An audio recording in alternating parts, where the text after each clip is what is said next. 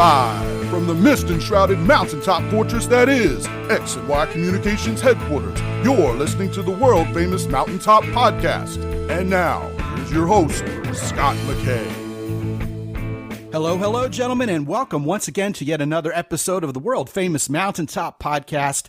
My name is Scott McKay, at Scott McKay on Twitter and Parler, Scott McKay on YouTube, Real Scott McKay on Instagram. You can find us on the web at mountaintoppodcast.com. If you haven't joined the Facebook group yet, you got to do this, man. You got to be there with us. We're talking about amazing things nowadays, especially at a time that's trying all of our patience, challenging us in so many ways. There has never been a better time than right now, to join the group of men who want to be the best men they can be at the Mountaintop Summit on Facebook. Join us there, gentlemen. You can actually find a shortcut directly to that Facebook page by going to mountaintoppodcast.com/Facebook. With me today is a new friend of mine. He's a great guy. He and I are getting along like brothers from another mother already. His name is Nick Shelton, and he is from connectedintrovert.com. Now listen, guys, I know some of you guys are extroverts, some of you guys are introverts. Please don't tune out, because the topic we're going to discuss today is only tangentially related to that. And it's be seen, be known, be remembered. You know what we're going to talk about today? Let's just throw it on the table. It's all about being influential. Being a man who leaves this world a better place than he found it, being a man who has an impact on those around him, hopefully in the best way possible. So without anything further, Nick Shelton, welcome, man. Welcome to the show. Thank you for having me. It's an honor to be here. Yeah, man. Your book, which is available on Amazon, and I'll link to it, of course, is An Introvert's Guide to World Domination. And that's such a fantastic yet ironic title, because when we think of someone who's introverted, the last thing we think of that person wanting to do is anything on a global scale, let alone something that's world domination, because that would seem like something an extrovert would want to do. Get that kind of attention, dominate the world, have that need for approval like that. So how did you come up with that title? It's really attention grabbing. Well, thank you. And it's about dominating both the inner world and the outer world. And, introverts also want the same opportunities as extroverts have. And, if you're living in the shadows a lot, then you're missing out by seeing somebody who, the extrovert might step up, get that promotion, get the girl, while you're sitting there saying, hey, I'm just as qualified. I should have been able to do that. But I, instead of stepping up, maybe in my mind, I was thinking, oh, this is what I should say here. But then I don't say it, where the other person might actually step up, say it, take that action, and then they get those opportunities and access to people. But introverts also want those opportunities and access to those same people as well. I see what you did there. An introvert's guide to world domination includes his inner world, or her inner world, as well as the outer world. Yes. So obviously I have to ask the question. It seems like inner world domination would certainly precede any kind of outward world domination, at least if you're going about it the right way. Otherwise, it's a cart before the horse, no? Right. Yeah, exactly. You have to know yourself and kind of know what your goals are also, and what you ultimately want to do, and then set yourself up, know what your weaknesses and your strengths are, and then taking that and using it as an advantage to be able to move forward out into the world, so you can be, seen, known, remembered, all of that good stuff. Yeah, it would seem like that would transcend what your personality type is even, right? Extroverts and introverts alike need to understand who they are, what they're passionate about, what drives them, what their values are, have that foundation built before they even think about how they're going to turn that passion outwardly and what their ambitions are going to be relative to the world at large, right?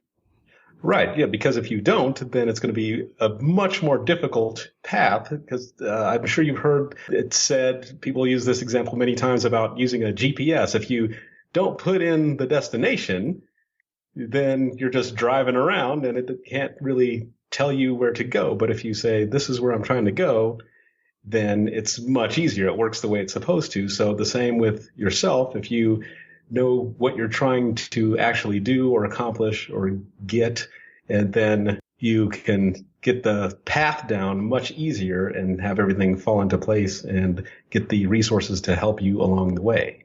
Yeah, it would seem at best you're going to be apathetic if you're trying to spin your wheels doing something you're not really interested in doing. And at worst, you'll be a flat out phony.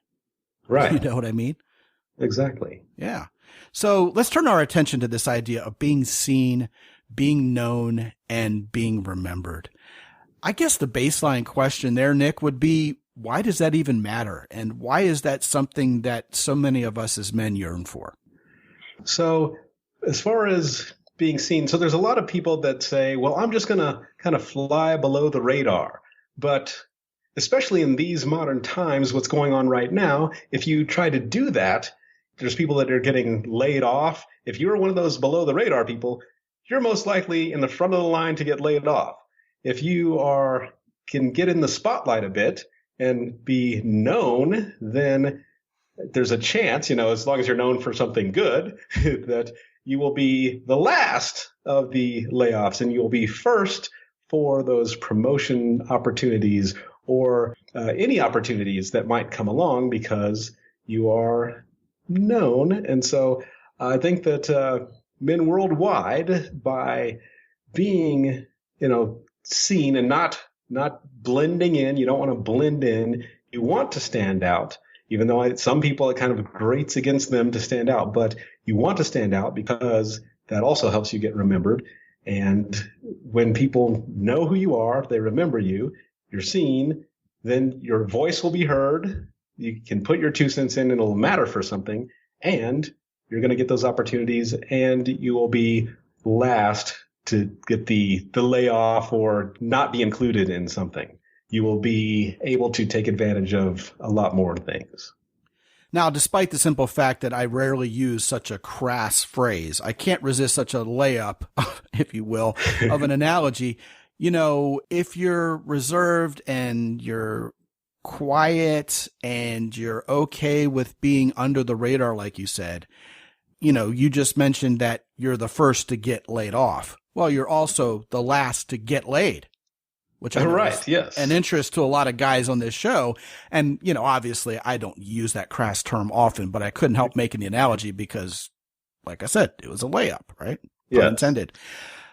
Do you think there's any rocket science behind this idea that if you're not being noticed by the general population, then you're having a hard time with women also? I mean, couldn't we at least go meet those women and say, hey, here I am, notice me, and have it work out for us?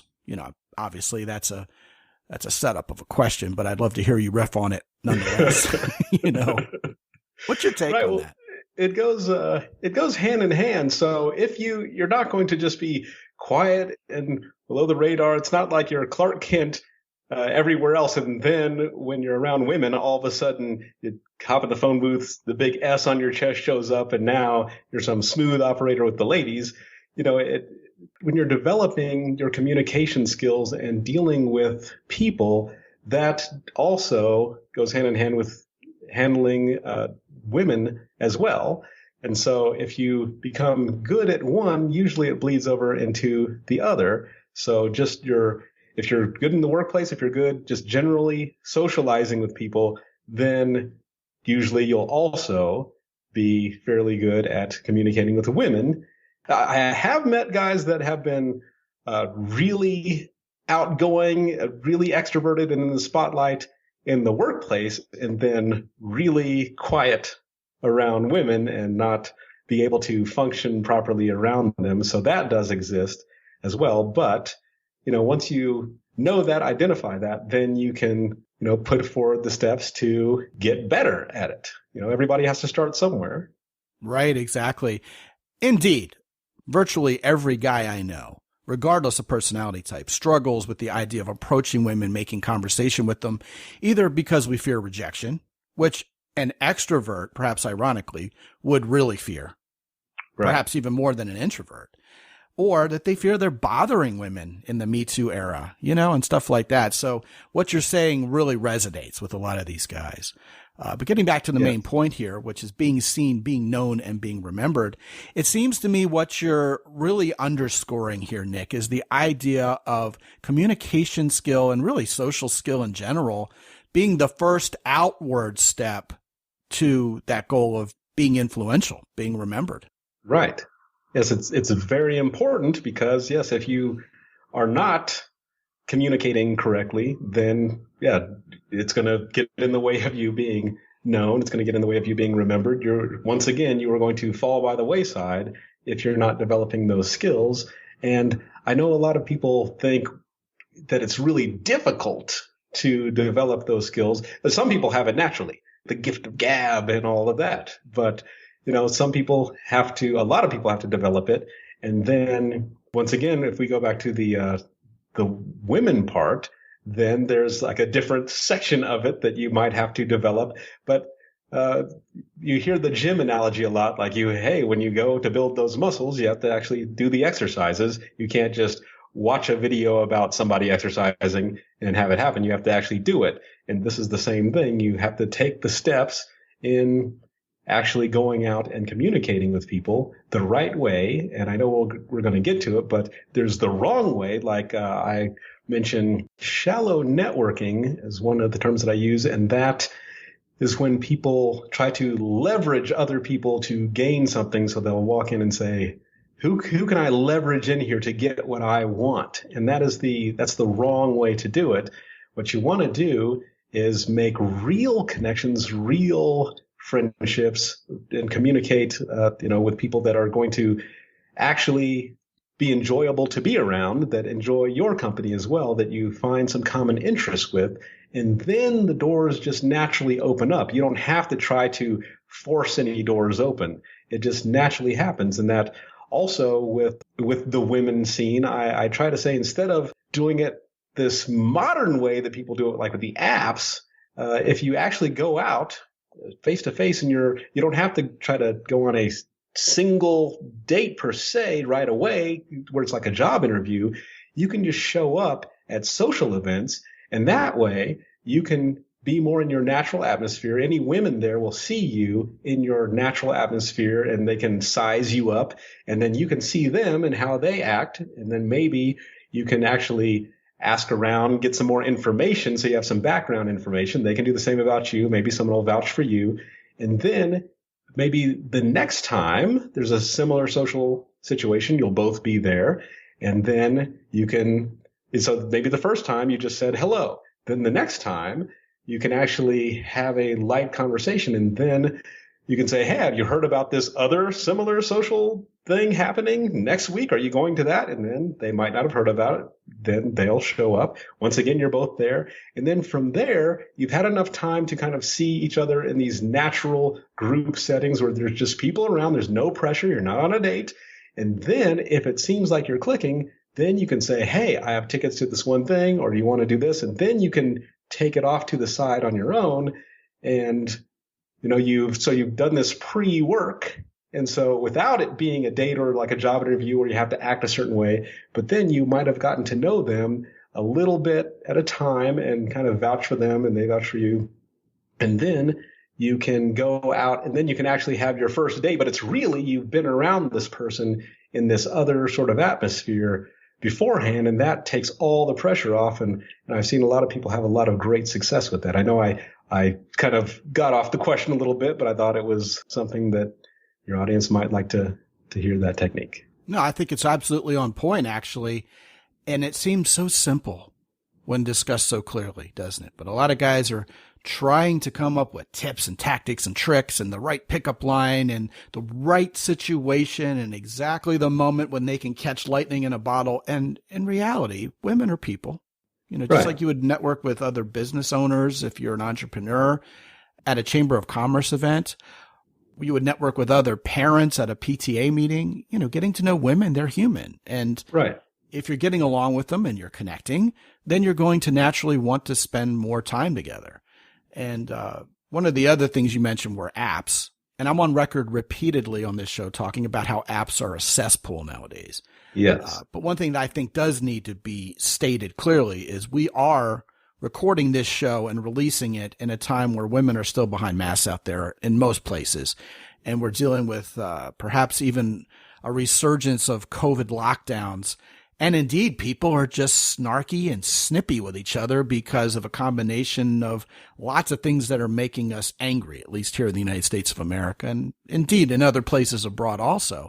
So for a lot of these guys, I think they're filing away your recommendation as futures. But I would caution against drawing that conclusion immediately, because there still are opportunities out there to meet women, to brighten their day, and to bring this full circle relative to our topic at hand, be influential by being a voice of optimism, being a voice of calm, as we've talked about on this show. And in a microcosmic sense, at least, there's a golden opportunity to be influential, right, Nick? Yes. Yeah. Use this time to your advantage. One thing that I tell people about, with these, the lockdowns and maybe future lockdowns, if you're at home, there's a lot of people sitting at home, and instead of getting on apps, you can reach out. So if there is a meetup group, some kind of group that you find interesting. So for example, I'll just say beekeeping, so if there's if you said, hey, beekeeping's interesting, or if there's something, an event with people that you might not be interested in the actual group, but you might be interested in the type of people that might be there. So say antique car group, then you might not be into antique cars, but you might say, I'd like to meet people that are into antique cars. And so every type of group will have some kind of online forum, and you can get onto that online forum and just kind of observe, see there's going to be 2 or 3 talkers that do most of the talking on there. And then you can kind of piggyback on some of their comments and, keep it light and keep it fun, ask a few questions. And this is what I call being pre-known. And what happens is, if you are on those online forums and you start engaging with some of the main people on there, then, so let's say it's Jim and Susan, then when you are actually able to go to a face-to-face event, then you can say, hey, Jim, hey, Susan, I'm looking forward to seeing you there. Please look for me, and it's going to be a great time. And then this way, when you're walking in, you're not just walking into a cold atmosphere. You're walking into, there's going to be Jim and Susan both there. They're going to be looking for you. You're looking for them. So you're kind of getting pre-known. And if you can get pre-known, it's kind of like a pre-approved credit card. You're already halfway there. And so now you're walking into a warm atmosphere where you can just go in, confirm those relationships is what I call it. So you'll go up, shake some hands. They'll be looking for you. You've already had a few light online conversations, and then they can introduce you to the rest of the people that are around that they know. And since they're the big movers and shakers on the online forum, they probably are fairly popular in the face-to-face meetup as well. So that, just getting pre-known, really helps plant the seeds. So while you are sitting at home, if you are under a lockdown condition or something like that, you can start building this out right now, setting the foundation. So when you can go back out again, you're walking out empowered and into situations where you've already made those initial connections. And now all you have to do is just go and solidify those when it's actually time to show up. Well, I think that's outstanding advice. The only caveat I would issue is if you become pre-known, if you build those relationships, plant those seeds, however you want to put it, to whatever extent you take it online, you're going to have to make sure you make good on that when you actually show up. You can't treat these people like strangers because all of a sudden you're shy and you clammed up and you're like, oh my God, this is kind of a different paradigm. Are these really the people I was talking to online? Are they really going to be the same people? And I would also extend that to women you're flirting with online. Right. Guys, if you're taking things to a sexual level, to a very flirtatious level with women you're talking to online, you can't wimp out when you meet her. She'll feel rejected. I'm just saying, On a lighter note, you were talking about beekeeping as an example. And yes. the thought just flashed into my mind because this is how I'm wired. After 15 years of being immersed in this, beekeeping pickup lines are just way too easy. Yes. Hey, honey, I got your stinger right here, baby. Yes, that is true. Way too easy. Okay. No, I love it. And you're saying things that make sense, and they're actually doable. They're accessible and seem workable, actionable for these guys. I love everything you're saying so far. And something else you also mentioned that I don't think we gave attention to previously in this conversation is how you have to kind of put in the work to be seen, be known, be remembered. Yes. That's not necessarily true for everybody. Okay. My wife and I have laughed before. Hey, you want a Wikipedia page? It's incredibly easy. All you have to do is go commit a mass murder and boom, you have a Wikipedia page. Just shoot a bunch of people dead and, you're famous. And I know that's not something we should laugh at, but right. It is very true. And in case any of you guys haven't noticed, when did the school shootings, the mass shootings in the United States really kind of start waning? Well, someone's out there saying, well, nobody's in school, genius. None of the malls are open. Yeah, but you know what? People are really, really angry nowadays. And you think someone would have snapped, and caused a big mass shooting of the kind that was getting press certainly a few years ago on a much more regular basis. Do you know what the press agreed to stop doing? They stopped mentioning the name of the shooter. Ah, yes. They stopped turning these people into celebrities. And, it worked. I mean, not completely. I mean, certainly there are people out there committing crimes, and that's terrible. But since El Paso in the United States, there really hasn't been a grand scale mass shooting. And that's because I think there's something to whatever sickness is going on in the mind of a potential mass shooter that they think they're going to be a hero for doing this. Right. They're going to go down in history, perhaps infamously. And whatever darkness is in their soul makes that sound like something fun and cool to them, like they're the next Hannibal Lecter or something crazy like that. And that's obviously a very bad way to become known for something. A guy I know who unfortunately passed away very tragically last year by the name of Sean Stevenson, became very well known for overcoming a lot of personal challenges in his life due to having been born with osteogenesis imperfecta, aka brittle bone disease. And if any of you guys listening know who Sean Stevenson is, he appeared on David D'Angelo's stage so many times. And despite being 3 feet tall and in a wheelchair permanently, was very attractive to women and a very good flirt. And I've had several interviews with him over the years. And one of the topics that we got onto talking about during one of the interviews was not being sorry for yourself and kind of accepting yourself for who you are. And I asked Sean, I said, how do you think your life would be different had you not been born with osteogenesis imperfecta? And I'll never forget his response. He goes, hey, you know what? Here's one thing about having osteogenesis imperfecta that has always worked in my favor. He said, no one who has ever met me has forgotten me. Everybody remembers meeting me.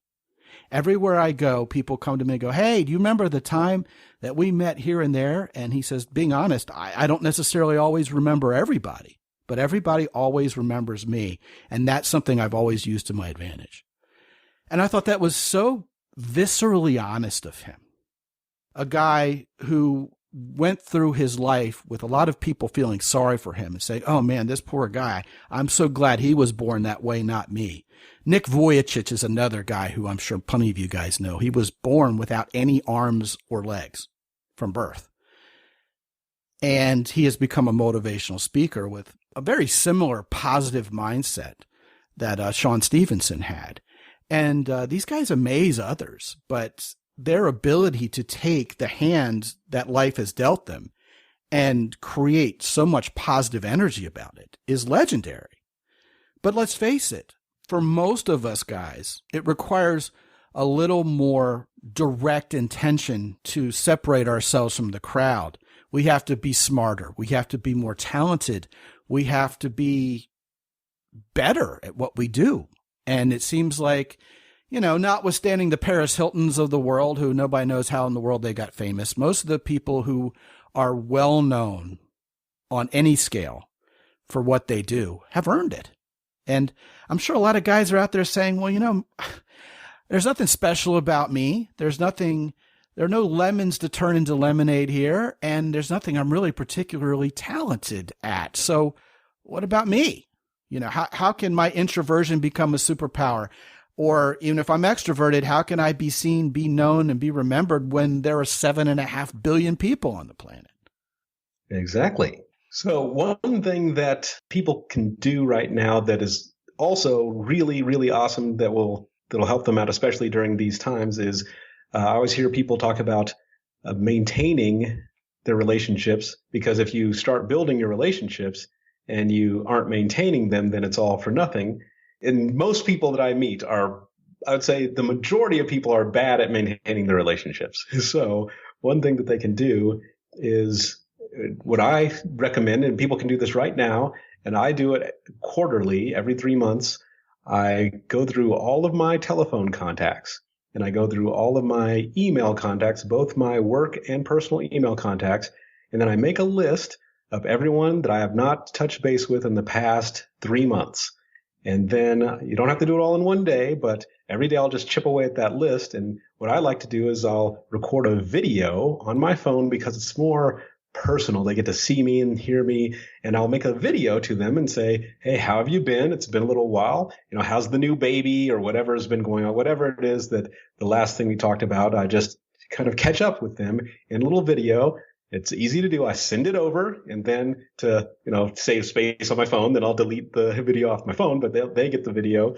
And then what that does is it keeps you to the top of people's minds.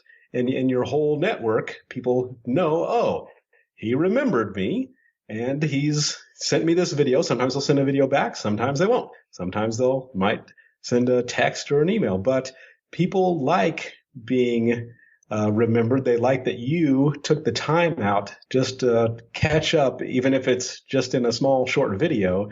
And then that keeps all those doors open in all of these relationships that you've built over time. And it just keeps everything fresh. And a lot of times, if somebody has an opportunity that might be right for you, they say, oh, hey, Scott, we were just thinking about you the other day. Hey, thanks for sending that video. Hey, I have an opportunity for you. Or if someone has a lady they'd like to introduce you to also, they might say, hey, do we know anyone that would be good for her? And then when you pop up, they might say, oh, hey, that's right.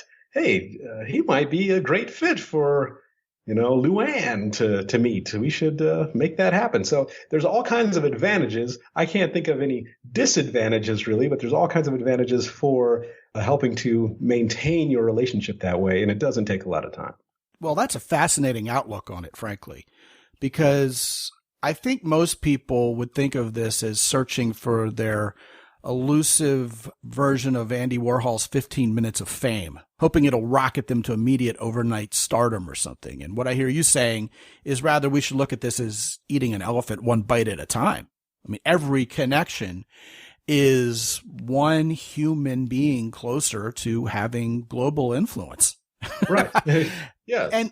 And yet it seems we live in a world now where people cheapen relationships more than ever before. It's like if we like somebody's Facebook post, okay, we've, paid our dues with this person. That's not it. That's not it. Not the same thing. And so in a world where lots of people have subscribed to that mentality, one immediate practical way to stand out is actually reach out to people for real and see how they're doing. And I think that's powerful. I just think that's fantastic. Yes. And also, it's one of those things. Somebody had told me the other day when I was telling them about this, they said someone had reached out to them, and it wasn't just to see how they were doing. Someone had asked them for something. They said, hey, can you help me out with this? And they looked and saw that person, the last time that person had reached out to them was 6 years earlier. And so they're saying, hey, this person hasn't reached out to me in 6 years, and the first thing they do is ask me for something. And that's a totally different thing than if you're actually popping up often, checking in. How are you doing? Not asking for anything. I just want to see how you are. How are the kids doing? How's your dog? All that sort of thing. And what's the latest?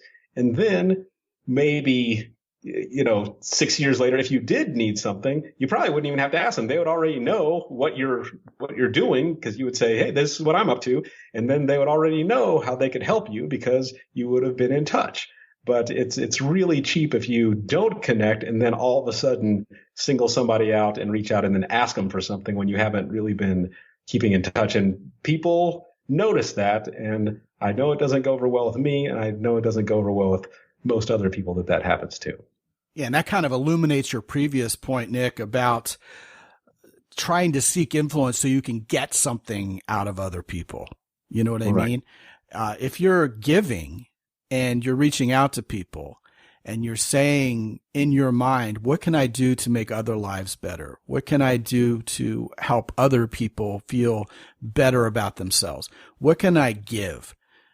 Right. Not only are you going to stand out from the crowd, you're going to be the coolest guy any of those people have ever met, because here it is, gentlemen, and I've said it before.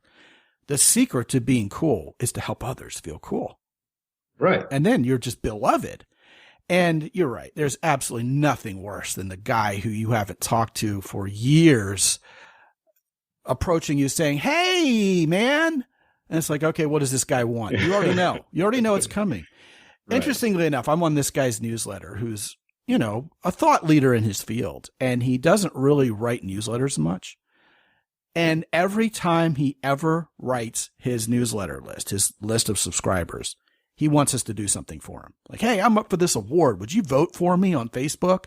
And it's just like, I always say to myself, I kind of look up and like Charlie Brown say to myself, good grief, Yes. That's just not how you do this. You know what Right. I mean? And this idea of being a connector is really powerful. And we've talked about it, and we haven't talked about that topic much on this show, or certainly enough.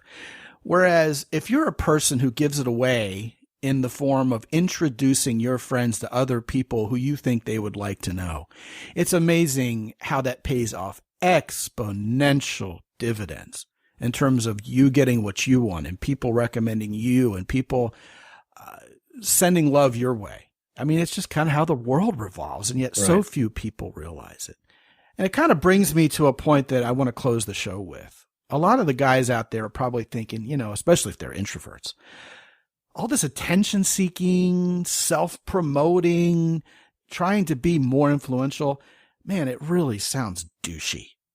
All the people who beat their own chest are the ones who are surreptitiously and perhaps even dishonestly trying to pretend they care about other people, when deep down they're probably just blatant, perhaps even clinical narcissists, and are all about, themselves. And absolutely positively, in this election cycle, virtually everybody running for anything, certainly at the national scale, is being accused of doing exactly that. Nobody trusts anybody. Nobody trusts their intentions. Everybody thinks they're all out for number one.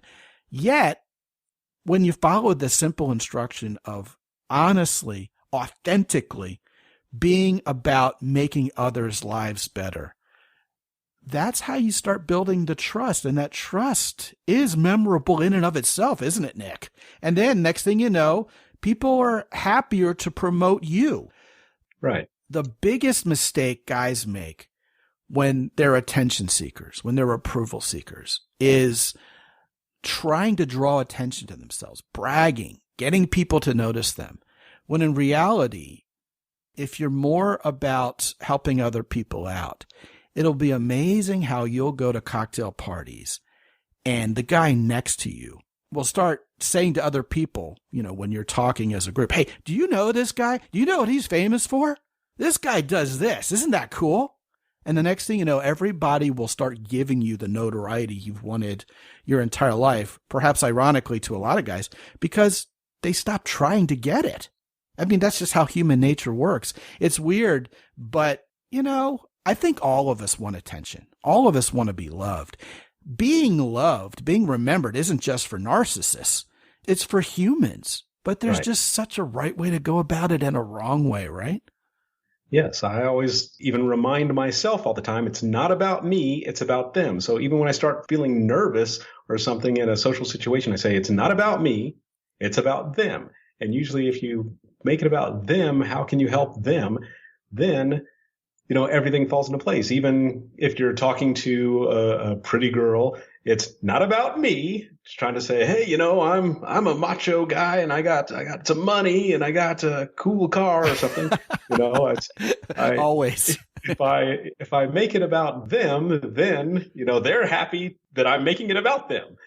So it's but that works not just for women, it works for everybody. If I just like you said, if I go to a social situation and I'm making sure other people are having a good time, then usually they can't wait to promote me to whoever they think would like to meet me, because they are having such a good time when they're around me, because I'm trying to make sure they're having a good time. I get my good time from them having a good time.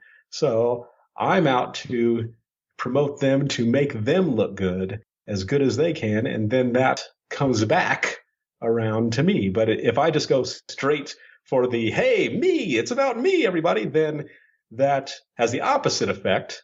And, that's the quickest way to really start tearing down the relationships. And any relationships you have, they're going to be built on a really bad foundation. Yet another golden nugget. That's a component of wisdom in a life well lived that is so simple, but rarely easy. Yeah. For so many people.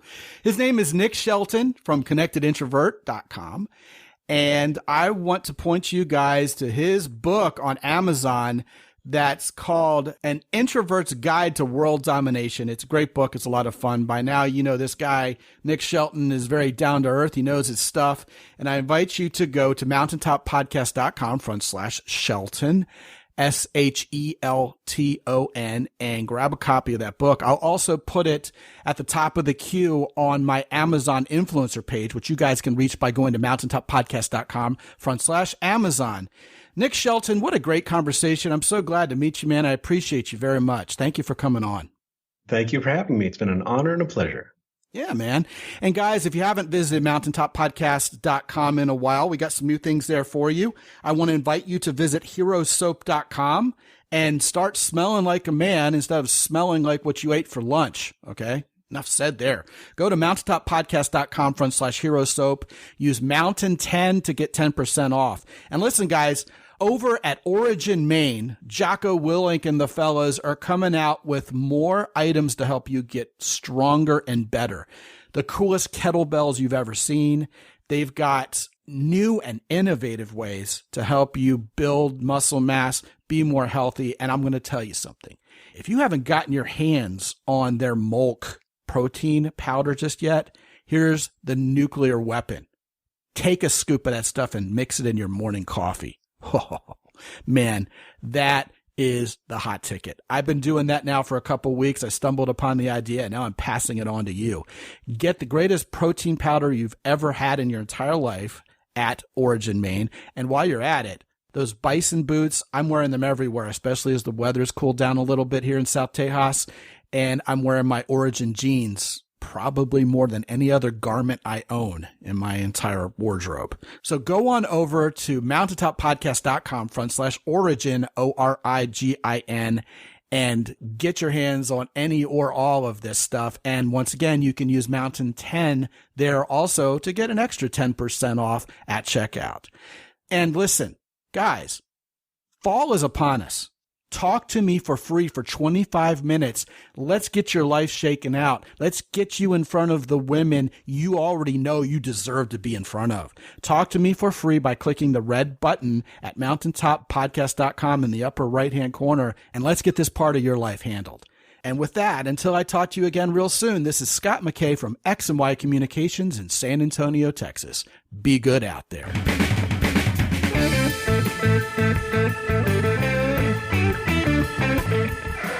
The Mountaintop Podcast is produced by X&Y Communications. All rights reserved worldwide. Be sure to visit www.mountaintoppodcast.com for show notes And while you're there, sign up for the free X and Y Communications newsletter for men.